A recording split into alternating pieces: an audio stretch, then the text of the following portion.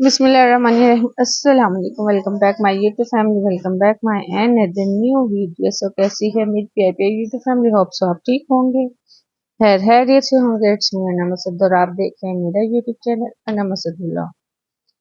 सो जिंदगी को पुरसुकून बनाएं और उसको पुरसुकून बनाने के लिए सबसे पहले आपको अल्लाह से मोहब्बत करनी है।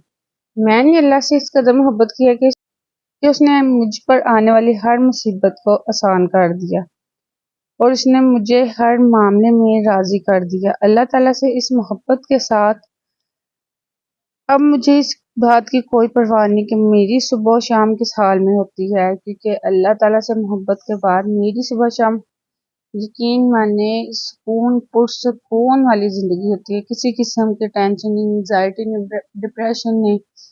और ये सब कैसे हुआ ये मैं आज आपको इस वीडियो में डिस्कस करूंगी। सो वीडियो को फुल वॉच करें, क्योंकि मेरे वो बहन भाई जो अपनी ज़िंदगी में मतलब बेचैनी में रहते हैं, डिप्रेशन में रहते हैं, एंग्जाइटी में रहते हैं, सुकून नहीं मुयसर हो रहा, मतलब वो उनके लिए तो ये बहुत बेस्ट वीडियो है। सबसे पहले आपने क्या करना है, दूसरों के दर्द मिटाने वाले बन जाओ। अल्लाह ताला तुम्हारे दर्द मिटा देगा।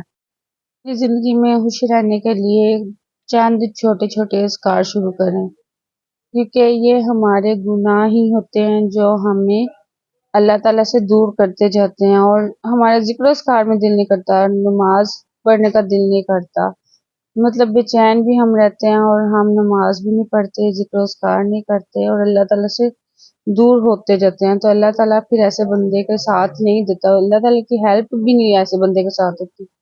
सो अपने दिल में सबसे पहले अल्लाह ताला की मोहब्बत पैदा करें, अपने दिल को सबसे पहले साफ करें इस्तगफार जैसे कपड़े भी हमने अगर पहनने हो तो धो कर पहनते हैं, वॉश करके पहनते हैं, साफ कपड़े पहनते हैं।